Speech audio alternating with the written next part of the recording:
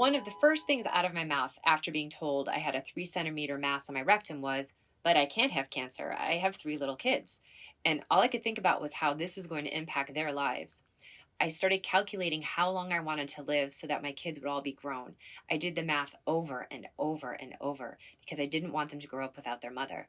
Now, my two youngest were way too little to understand what was really going on. They were interested in mommy's boo-boos and still are to this day. But then there was my oldest. And although he was not old enough to truly understand all that a cancer diagnosis entailed, he most certainly was old enough to understand that his mother had cancer. And that was super scary. So, as per my norm, I started looking for books to help explain what it meant that his mother had cancer. And what I found was quite upsetting. There were no books of any kind of mom cancer except breast. And for a woman cancer, there are literally a gazillion options. I even just looked a few minutes ago to make sure I wasn't crazy, and I'm not crazy. There are no books. And even when a book looks like it will be non-exclusive to breast cancer on the outside, the inside, all about the boobs. Now, please don't think for 1 second that I think colorectal cancer is worse than breast cancer. Nope, not one little bit. As a matter of fact, the worst type of chemo is called the red devil and is known to be used to treat breast cancer. But what I found disheartening was how limited the resources were for mothers with other types of cancer. It actually reinforced this weird idea in my head that women aren't supposed to get colorectal cancer and that it was a man's disease. And before I was diagnosed, I had no idea I even held that belief. It was here when I realized that I was sort of on my own to tell my son. I had to figure out a way to explain it that was real, but not so super scary. And so here's how the story came to be.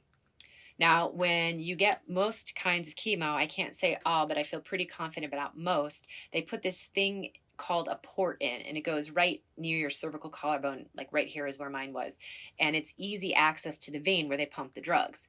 It's literally a little tube that they fit into the vein with this port thing like tucked under your skin. So all they have to do is stick a needle in and voila, a direct line to the vein. Chemo infusions take a long, long time. And since they happen with airtight regularity, a port makes it easier for the patient because IVs suck and veins blow, and for the nurses. Literally all they do is clean up the spot, spray some numbing spray, and then they stick. Then they put a special bandage over it that remains until the infusion is over. But we'll talk more about chemo infusions later. Okay, so I knew I was getting this port, and I knew that I was getting toxic medication pumped into my body, and I knew I had to tell my child, and it was horrifying. So I thought and thought and thought, and I suddenly had an aha moment. Suddenly, the external round bump that is caused by the port under the skin reminded me of a doorbell, and that made me think of, don't ask me why, but Bilbo Baggins, the infamous Hobbit's front door. The doorknob was a perfect circle right in the middle. The clarity of this was so intense that I just went with it. And here's how the conversation went. Me: "Hey, remember when I was growing the babies in my belly?"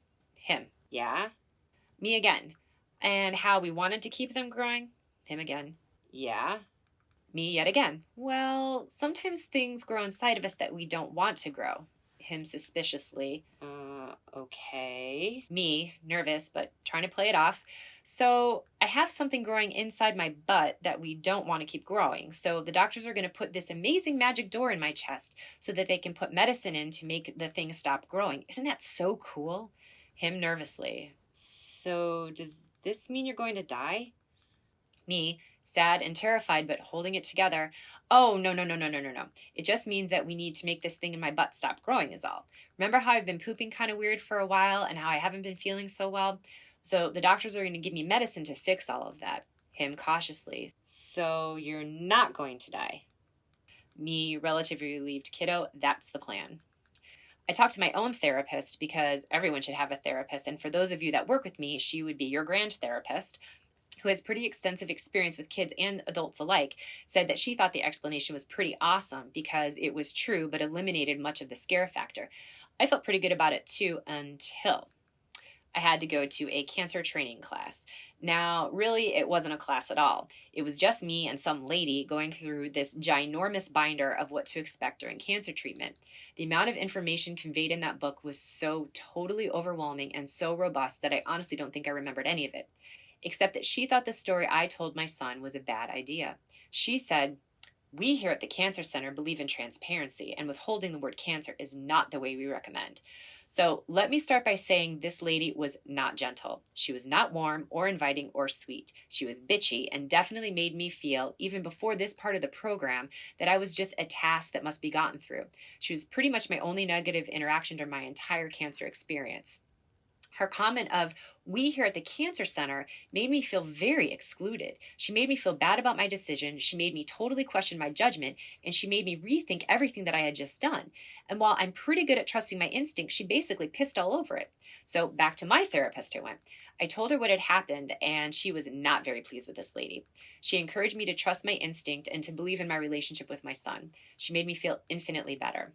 But still, the mean lady's message was clear, and one thing she said really resonated with me, and that was, he's eventually going to hear the word cancer in relation to you. And I realized that she was probably right. So here's how the second big disclosure conversation went. Me: hey dude, do you know what it's called when something's growing inside of us that we don't want there? Him: no. Me: sick to my stomach but playing it off. So it's called cancer. Him: so does this mean you're going to die? Me, sad and terrified but holding it together. Oh, no, no, no, no, no, no, no. It just means that we need to make this thing in my butt stop growing is all, and that it's called cancer. Me and Daddy actually named it Clancy. Isn't that funny? Clancy the cancer? Him cautiously: so you're not going to die? Me, relatively relieved. Kiddo, that's the plan. And on with our day we went. I love my boy, and my boy loves me. So keep minding your light and keep moving through the world on the wave of love that lives inside of each of us. Namaste.